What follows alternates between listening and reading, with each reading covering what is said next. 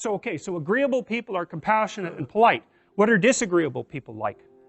They're tough-minded, they're blunt, they're competitive, and they won't do a damn thing they don't want to do.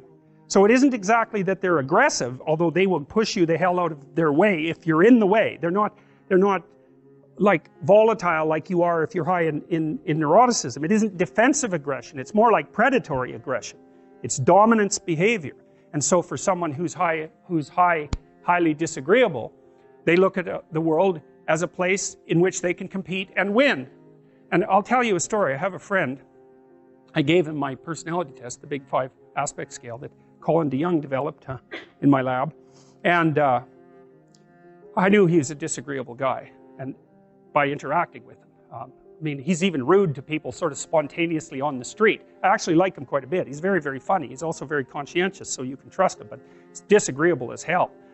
And so I gave him this test because I thought it would be funny, and he came out as the most disagreeable person in 10,000. Reasonable in compassion, about 30th percentile, but like 0.001 in politeness. So he's extraordinarily blunt, and he'll just say absolutely anything, no matter how horrible it is. And he was often brought into corporations to sort of clean them up. So if a corporation was tilting and not doing well, they'd bring him in to find out who the useless people were and fire them. And I talked to him about that because I've had the opportunity to have to not have graduate students in my lab, for example, that weren't performing well, and I find it very, very difficult to, you know, dress someone down, and certainly difficult to fire them. I just hate it because I'm actually quite an agreeable person, much to my chagrin. And I asked him about that, and I said, well, what do? You have to fire people all the time. How do you handle that? He says, handle it? I enjoy it. And I thought, wow, that's so interesting that someone would have that response. I said, well, what do you mean you enjoy it? He said, look, I go into these companies and I analyze the performance of groups of people, right? And in those groups, there are people who are really striving, really trying hard and working themselves really hard and being productive. And then there's these people that are just doing nothing. They're completely in the way. They don't carry their weight at all. They take advantage every chance they get. And they're always whining about why they can't work. It's like, I find out who they are, I call them into my office, and I tell them exactly what they've been doing. It's like, hit the road, buddy. You've had your run of it. And I thought, oh yeah, okay, fair enough.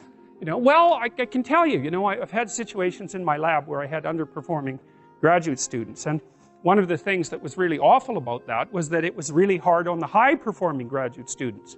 You know, because they felt that even being in the same category as the people who weren't working hard and pulling their weight devalued what they were doing, you know, and that's exactly right. And so this is also why there's a conscientiousness trait and an agreeableness trait. Because conscientious people judge you on your accomplishments, right? They don't give a damn about your feelings, not a bit. It's like, are you doing the work or not?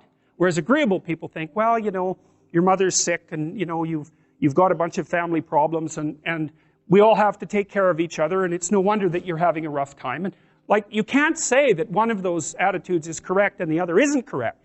You can't say that. There wouldn't be those two dimensions if there wasn't something correct about both of them. But you can certainly point out that often they conflict, you know, and so the demand for inclusiveness and unity and care, and the demand for high-level performance in a hierarchical structure, they're very different orientations in the world. And so it's complicated for people who are agreeable and conscientious. And actually, I think often that large corporations and large institutions of any sort run on the unheralded labor of people who are high in agreeableness and high in conscientiousness, and they're disproportionately women. And my experience in large institutions has been that if you want to hire someone to exploit appropriately, no, not appropriately, if you want to hire someone to exploit productively, you hire middle-aged women who are hyper-conscientious and who are agreeable. Because they'll do everything. They won't take credit for it, and they won't complain. And that's nasty, and I think that happens all the time. And so one of the things you have to be careful of if you're agreeable is not to be exploited, because you'll line up to be exploited. And I think the reason for that is because you're wired to be exploited by infants.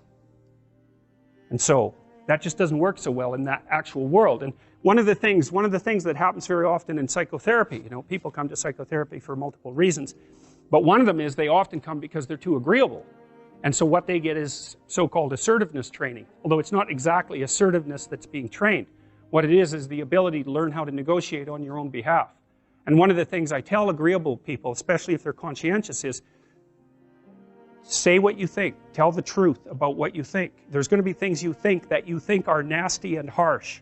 And they probably are nasty and harsh. But they're also probably true. And you need to bring those up to the forefront and deliver the message. And it's not straightforward at all, because agreeable people do not like conflict. Not at all. They smooth the water.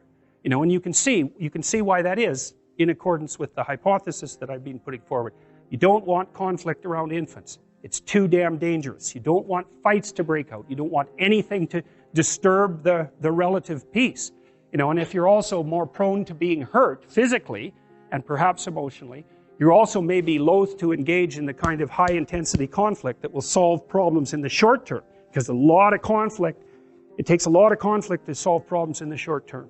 And, you know, if that can spiral up to where it's dangerous, which it can if it gets uncontrolled, it might be safer in the short term to keep the waters smooth and to not delve into those situations where conflict emerges. The problem with that is it's not a very good medium to long-term strategy, right? Because lots of times there are things you have to talk about because they're not going to go away. And so partly what you do with agreeable people is you get them to figure out, and they have a hard time with this too. If you ask a disagreeable person what he wants, say, or she wants, they'll tell you right away. They know. It's like, this is what I want, and this is how I'm going to get it.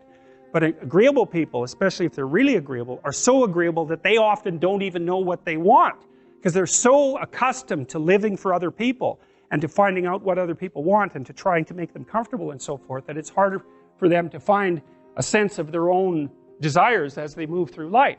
And that's not, look, there's situations where that's advantageous, but it's certainly not advantageous if you're going to try to forge yourself a career. That just doesn't work at all.